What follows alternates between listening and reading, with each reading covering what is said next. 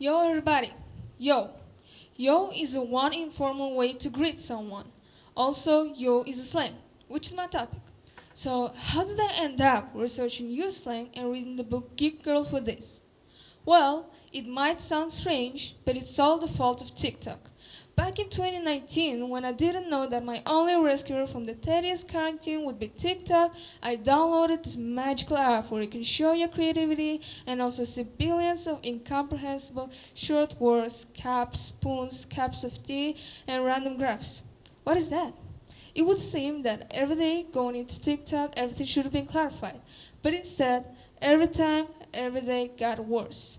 New symbols, new phrases, new emojis appeared. I even had to consult with my classmates and turn on logic just to understand what it could mean. If someone was busy with self-development, I spent my quarantine exploring every corner of social media and getting acquainted with any trend that appears. And it took me a long time to finally understand what kind of symbols are there that don't leave me anywhere. It might seem that that's simple, that's just emojis, that's just phrases, but that was slang, used slang. Despite the fact that it's a used one, unfortunately for me, it was not clear, generally. Therefore, in order to understand my peers and get acquainted with some straight new brands, I had to explore this topic of slang. So, you might ask, why it's so important to know and understand slang? Well, firstly, youth slang is like a bridge between generations. There are many examples when children and parents talk in slang and understand each other perfectly, and there are no barriers between them. And another argument is that youth slang is developing and changing rapidly, and there are no and we can't stop the flow of changes just because we don't understand it. As a bonus argument, I can say that it's important, at least so while flipping through social media, you're not bothered by a number of incomprehensible short words in the comments. Well, finally, what is slang? Slang is a used slang. Slang is a short words or new meanings of already existing words. Used slang words used by Generation Z and teenagers. Used slang are a marker of teenagers' identity in their conversation style. Used slang, there are many examples of it.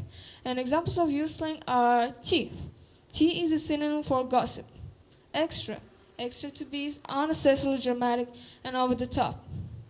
The slay means to kill something. And even more examples of used slang were found in Holly Smale's novels in the series Geek Girl. We selected 25 slang words, and they are all divided into thematic groups like appearance, character, and I wanted to stop there at humans group because I think it's the most interesting one and from where you can add some interesting words. It made up 32% of vocabulary and included words like moron, geek, plonker, bonker, dude, BFF, minions, and so on.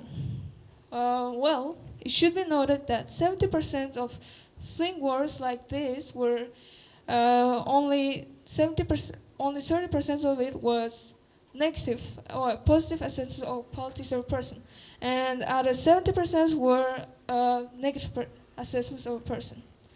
To sum up, while researching this topic, I get acquainted with a lot of new things with me, and exploring it was a journey. Now I use it on a regular basis, and I can say that it makes communication easier, and while using it, it makes it so much easier that there's no longer difficult to come up with your own slang words with friends that only you will understand. It's amazing that such a slang has such an impact on your daily life and there's no barriers with you and your peers.